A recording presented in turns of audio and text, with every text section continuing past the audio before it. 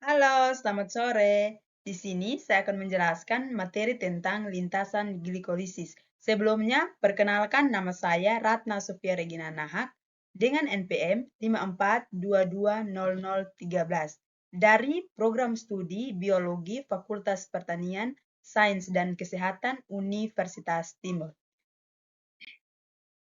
Baik, materi yang pertama tentang pengertian lintasan glikolisis. Lintasan glikolisis adalah rangkaian reaksi biokimia yang terjadi di dalam sitoplasma sel untuk memecah glukosa menjadi dua molekul asam pirufat.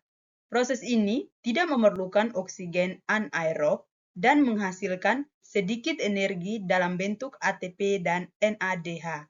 Glikolisis merupakan tahap awal dalam respirasi sel dan berlangsung dalam hampir semua jenis organisme. Yang berikut fungsi utama.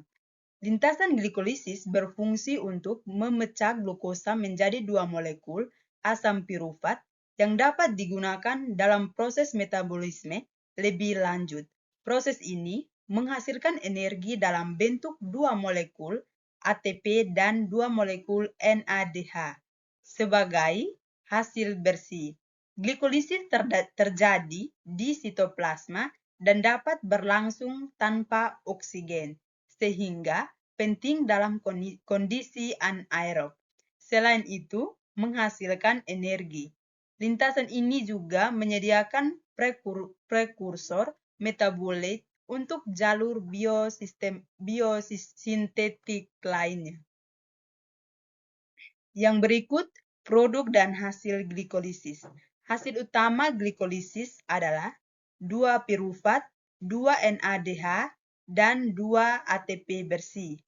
NADH menyimpan energi kimia untuk tahap respirasi berikutnya. Pirufat dapat masuk ke siklus Krebs atau fermentasi tergantung kondisi oksigen. Baik, yang berikut tentang tahapan lintasan glikolisis. Yang pertama, fosforilasi glukosa. Glukosa diforfolisasi oleh enzim heksokinase menggunakan sat molekul ATP untuk membentuk glukosa 6-fosfat atau 6-GP. Reaksi ini mencegah glukosa keluar dari sel karena bentuk terfosforilasi tidak dapat melewati membran sel. Ini adalah tahap awal dan penting untuk menjaga konsentrasi glukosa tetap rendah di dalam sel. Tahapan yang kedua tentang isomerasi glukosa 6-fosfat. Glukosa 6-fosfat diubah menjadi fruktosa 6-fosfat atau F6P oleh enzim fosfoglukosa isomerase. Perubahan ini mengkonversi bentuk aldosa menjadi ketosa. Proses ini diperlukan agar molekul dapat dibelah secara simetris pada tahap berikutnya. Tahap yang berikut, fosforilasi fruktosa 6-fosfat. Fruktosa 6-fosfat difosforilasi oleh enzim fosforuktokinase 1 atau FPK1 menjadi fruktosa 1,6 biofosfat atau F16BP. Dengan menggunakan suatu molekul ATP, ini adalah titik kontrol utama glikolisis karena PFK1 merupakan enzim regulator. Reaksi ini sangat eksogenik dan tidak reversibel dalam kondisi fisiologis. Ya, tahapan yang keempat, pembelahan fruktosa 1,6 biofosfat. Enzim adolase memecah fruktosa 1,6 biofosfat menjadi dua molekul 3 karbon dihidroksiaseton fosfat atau DHAP dan gliseraldehida 3 fosfat atau G3P. Ini adalah tahap pembelahan molekul 6 karbon menjadi dua bagian. Keduanya adalah isomer satu sama lain, tetapi hanya G3P yang langsung melanjutkan glikolisis. Tahap yang kelima, isomerasi DHAP ke G3P. Enzim triose fosfat isomerase mengubah DHAP menjadi G3P. Hal ini penting karena hanya G3P yang dapat masuk ke tahap berikutnya. Dalam lintasan glikolisis, dengan reaksi ini, dua molekul G3P diperoleh dari satu glukosa mengadakan hasil energi selanjutnya. Yang tahap yang keenam, oksidasi fosforilase G3P. G3P diubah menjadi 1G biofosfoglycerat atau 1,3 BPG oleh enzim gliseraldehida 3 fosfat dehidrogenase. Reaksi ini melibatkan oksidasi G3P reduksi NAD+ menjadi NADH. Produk 1,3 BPG adalah molekul berenergi tinggi yang akan digunakan untuk menghasilkan ATP. Yang ketujuh, pembentukan ATP dari 1,3 BPG.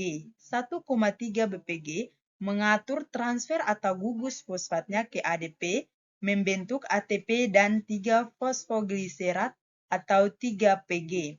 Dikatalisis oleh enzim fosfoglycerat kinase, ini adalah contoh fosforilasi tingkat substrat. Tahap ini menghasilkan 2 molekul ATP untuk setiap molekul glukosa. Yang berikut isomerase 3PGK2PG. Enzim fosfoglycerat mutase memindahkan gugus fosfat dari posisi karbon ke 3 ke karbon kedua, mengubah 3 fosfoglycerat menjadi 2 fosfoglycerat. Ini adalah langkah persiapan untuk pembentukan molekul energi tinggi berikutnya. Meskipun tidak menghasilkan energi langsung, reaksi ini penting untuk kelangsungan lintasan. Yang berikut, dehidrasi 2PG. Enzim amilase mengkatalisis pelepasan satu molekul dari 2 fosfoglycerat menghasilkan fosfoneolpirufat atau PEP.